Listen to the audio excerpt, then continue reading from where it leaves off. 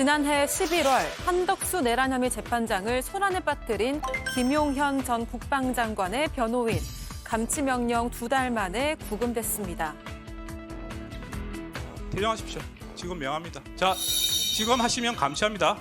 걔 약한 놈입니다. 그거 진관이 그거 전문용어로 뭣도 아닌데 엄청 위세를 떨더라고요. 근데 벌벌벌 떨었습니다. 정성호 법무부 장관도 사법질서의 권위를 조롱하거나 정치선동 수단으로 삼는 일을 없도록 하겠다라며 엄정 조치를 촉구했는데요. 이진관이 법정경위 10여 명을 대동해서 감치 명령을 집행하겠다. 본인이 스스로 내린 그 감치 명령문을 무슨 마패처럼 들이들고 연일 사법부를 공격했던 김용현 변호인들. 지금은 이진관 판사에 대한 비판 영상 하나만 남긴 채 모두 비공개 처리한 상태입니다. 예, 이하상 변호사, 김용현 전 국방장관의 변호인단 중에 한 명입니다. 감치 집행에 직접 나선 사람이 바로 이진관 부장판사입니다. 그러자 김용현 변호인단이 강하게 이렇게 반발했습니다. 이런 사람을 법관이라고 부르는 게 적절한지도 의문입니다만 이진관에 의해서 이하상 변호사가 감치되었습니다. 법정경위 10여 명을 대동하고 자신이 내린 감치 결정문을 마패처럼 내보이며 변호사 이하상을 감치하여 인신 구속하였습니다. 법관 이진관은 가히 전체주의 나치의 정치경찰 게슈타포를 떠올리게 하였습니다. 즉시 집행정지 신청을 제기할 것입니다. 예, 이승훈 의원님, 변호사이시니까 이렇게 집행을 직접 재판장이 가서 하는 게 좀 이례적인 건 맞는 거죠? 이례적이죠. 예. 만약에 법정에서 소란을 피우고 있을 때 바로 감치 결정을 하는 경우가 있죠. 그래서 이제 집행을 하는 경우는 있지만 다른 재판에까지 가서 집행하는 경우는 굉장히 드물어요. 예. 그럼에도 불구하고 아마 이진관 판사가 법정에 대한 모독이 너무 심각하다라고 이들에 대해서 본 것 같습니다. 예를 들어서 자신에 대해서 뭐 죽었어, 뭣도 아닌 XX가 유세 떤다, 뭐 자신들을 향해서 벌벌 떨었다, 뭐 이런 취지의 굉장히 법정 모독과 명예를 훼손하는 발언들을 많이 했잖아요. 예. 그러면 이걸 그대로 뒀다라고 했을 때, 저 사람은 검사 출신 변호사니까 그냥 가만히 두는데 왜 국민이 나는 감치를 합니까? 라고 하면 어떻게 하겠어요. 그렇기 때문에 국민들을 봐서라도 감치 집행을 할 수가 없어요. 저렇게 박수치고 떠들고 있는데요. 도대체 저 사람들이 왜 박수를 칠까? 뭐 윤석열 전 대통령, 김용현 전 장관에 대한 재판을 잘 진행해서 무죄 판결을 받아서 자신들의 논리가 통했다. 뭐 이렇게 박수치고 떠들면은 어쩔 수 없는 거잖아요, 그거. 그런데 족족 다 치고 있잖아요. 한덕수 전 총리도 23년을 받았죠. 그다음에 윤석열 전 대통령도 체포박이는 5년이나 받았잖아요. 예. 그럼 자신들의 주장들이 다 깨진 거 아니겠습니까? 그럼에도 불구하고 저렇게 판사를 인신모독하면서 자신들이 잘하고 있는 것처럼 저 사람들은요. 변호사가 아니라 유튜버들이에요. 저렇게 유튜브식으로 재판을 진행해서 자신들의 의뢰인은 엄청나게 많은 형을 받게 하면서 자신들은 출세하는 겁니다. 유명해지는 거죠. 그러니까 저런 분들은 국민들께서 저런 사람들을 변호사로 선임을 하면 당사자는 망하고 변호사들은 출세한다. 근데 그 출세가 진짜 출세한 줄 알았더니 감치돼서 독방에 가잖아요. 예. 그런 측면에서 다시는 저런 변호사들이 나와서는 안 되겠다 이런 생각이 듭니다. 예, 이하상 변호사는 어제 바로 감치 집행이 돼서 서울구치소로 바로 수감이 됐고요. 15일 감치 명령을 받았는데 애초 1차 집행 때 물론 당일 바로 석방됐습니다만 이게 1일로 쳐져서 14일만 더 있으면 됩니다. 그래서 2월 16일까지 수감될 예정이고요. 권우현 변호사는 어제 법정에 나타나지 않아서 집행은 하지 못한 상황이고요. 오늘도 법정에 나타나지 않은 것으로 현재까지는 알려지고 있습니다. 이진관 부장판사가 직접 다른 재판장이 이끌던 재판이 끝나자마자 그 법정으로 집행 요원들과 함께 찾아가서 집행장을 제시하고 바로 집행을 하도록 이렇게 진행을 한 것으로 전해지고 있습니다. 김인영 의원님, 그런데 이게 정당한 감치 집행인데 아까 앞서 제가 영상 보여드린 것처럼 나치 경찰이다 이렇게 좀 막말을 또 쏟아내고 있거든요.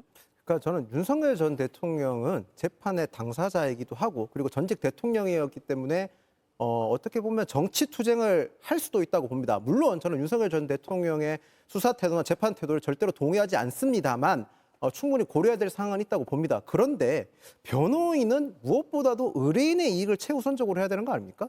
근데 지금 전 변호인이 정치 투쟁하는 것은 도대체 누구를 위한 건지 잘 모르겠습니다. 아까 이승훈 변호사님께서 언급하셨지만 결국 이건 변호인 자신들을 위한 거로밖에 해석이 되지 않거든요.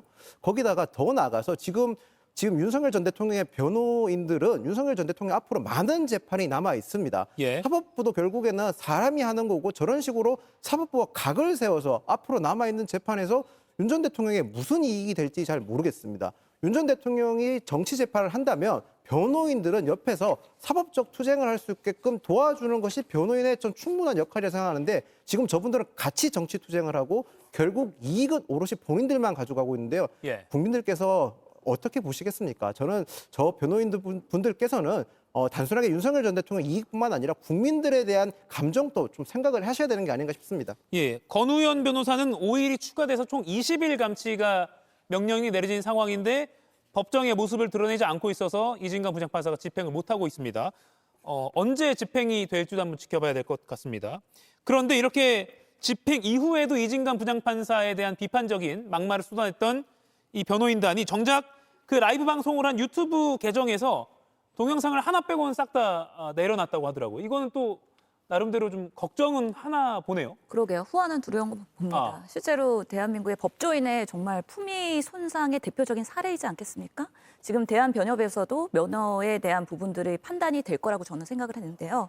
실제로 지금 뭐 선동하는 유튜버의 모습이지 김용현을 변호하는 법조인으로서의 모습은 아니기 때문에 추후에 발생할 수 있는 리스크를 최소화하기 위해서 삭제한 건 아니냐. 그런데 이게 정말 사후 약방문인 그런 대처라고 생각이 드는데 결국에 보니까 슈퍼챗을 엄청 받아가지고 400만 원의 그날의 수익을 냈잖아요. 그 당일날 한국인 유튜버에서 1위 했다고 합니다. 아, 그래요? 그리고 구독자 수가 20%가 늘었대요. 그 전날에는 수익이 32만 원이었는데 저렇게 하고 나니까 수익이 400만 원이 느는 거예요. 그러니까 이게 손해보는 장사가 아니에요. 잠깐 그냥 감치 며칠 하고 나오면 되는 겁니다. 그러면서 결국에는 선동을 하고 인지도 쌓고 나중에 정말 출마까지 하는 거 아닌가라는 생각이 드는데요.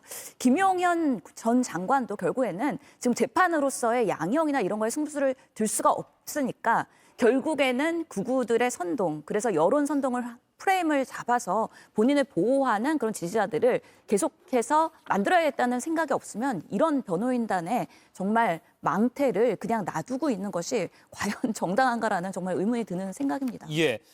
이승훈 위원님, 이 절차적으로 하나 여쭐게요. 아까 제가 앞서 이하상 변호사 말고 권우현 변호사가 있다고 했는데 이 권우현 변호사는 15+5, 총 20일 지금 감찰 명령이 내려졌는데 집행이 아직 안 되고 있어요.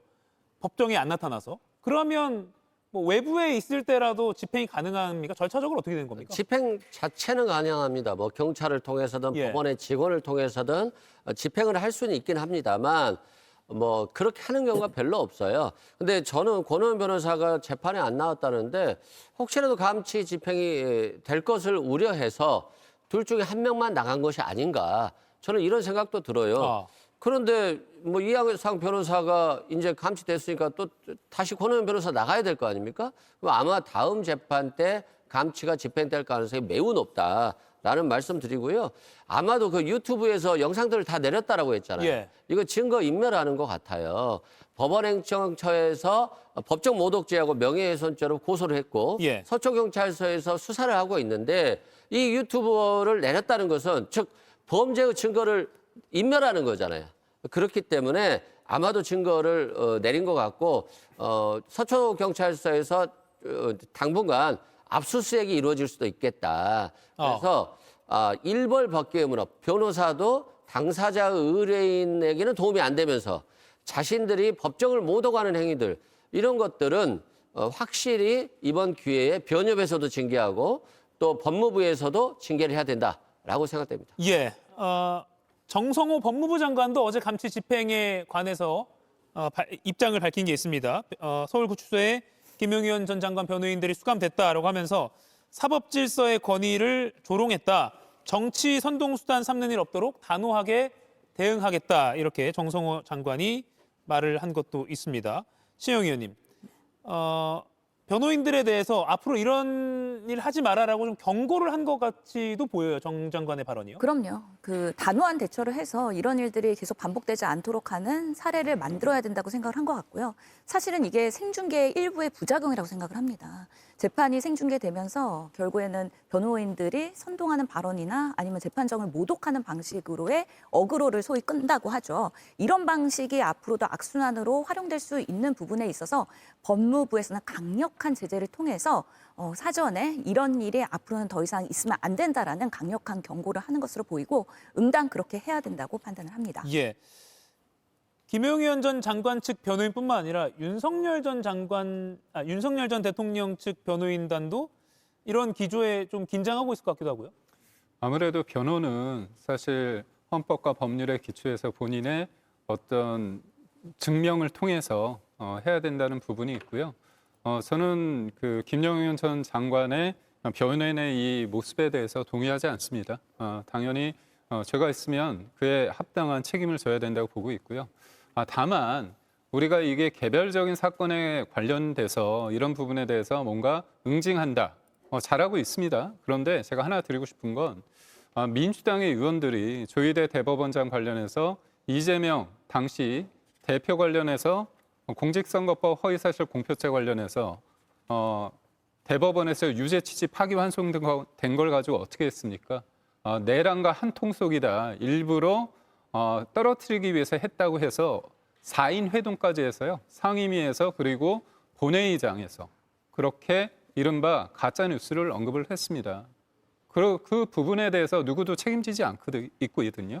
그러니까 한 재판부에 대해서 이렇게 엄중하게 어떻게 보면 문제를 제기하는 걸 넘어서서 조희대 대법원장에 대해서 사법부의 수장이라는 사람에 대해서 민주당이 당 차원 전체에서 당 전체 차원에서 그렇게 공격을 했습니다.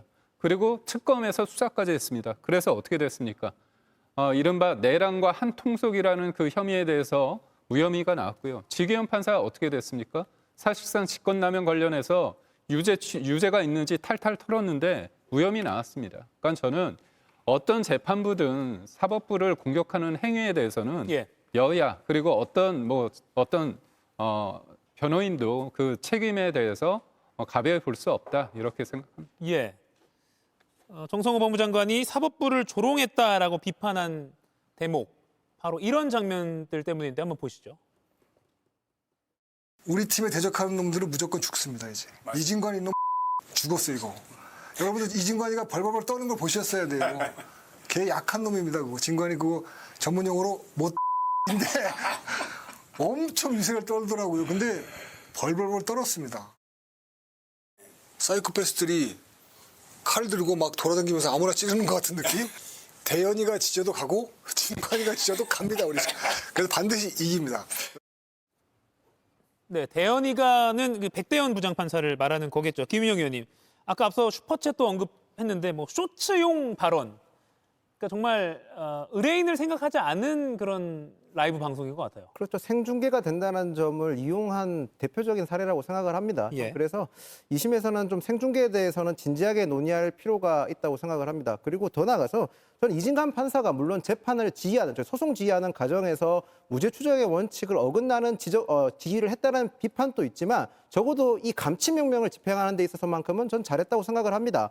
어떻게 보면 이하상 변호사 같은 분은 본인이 법조인이기 때문에 법기술자로서 저런 행태를 한 거라고 생각을 합니다. 과연 일반인이었다면 저렇게 재판장에서 판사를 향해서 저런 모습을 보일 수 있었겠습니까? 불가능했다고 생각을 합니다. 그렇기 때문에 이진관 판사 같은 경우는 아주 이례적이지만 감치를 하기 위해서 직접 현장을 나갔다는 거 아닙니까? 그래서 이하상 변호사 같은 경우는 어떻게 보면 우리 사법부의 권위를 위해서라도 전 충분히 감치 명령을 해야 된다고 생각을 합니다. 앞으로 많은 재판이 있을 겁니다. 윤석열 전 대통령 관련해서 많은 재판이 있을 건데요. 지금은 여야 할 것 없이 기다리고 정치적인 발언을 최대한 배제하는 것이 저는 이하상 변호사 같은 사람이 더 이상 설 자리가 없게 만드는 거라고 저는 생각을 합니다. 지금 민주당뿐만 아니라 국민의힘 내부에서 강성 지지층 역시도 가만히 있는 것이 국민들 위해서라도 맞는 행동이라고 저는 생각을 합니다. 예, 마스토로 넘어가기 전에 이승훈 의원께 하나만 마지막으로 여쭙게요. 아까 서초경찰서 수사 상황을 말씀해 주셨는데 대한변협 차원에서도 이들에 대한 지금 징계 논의가 있잖아요. 이거 어떻게 되는 겁니까? 그렇죠. 법무부에서 징계를 요청했고요. 예.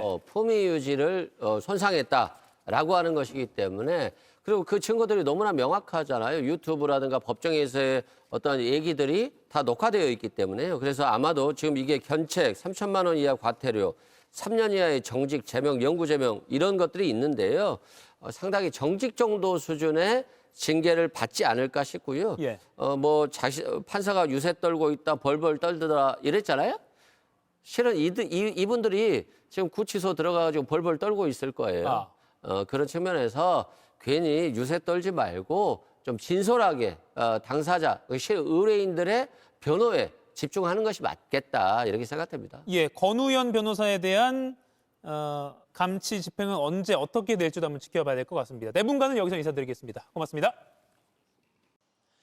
이가혁 라이브를 시청해 주셔서 고맙습니다. 이가혁 라이브는 평일 오후 5시 TV와 유튜브로 실시간으로도 함께 하실 수 있습니다.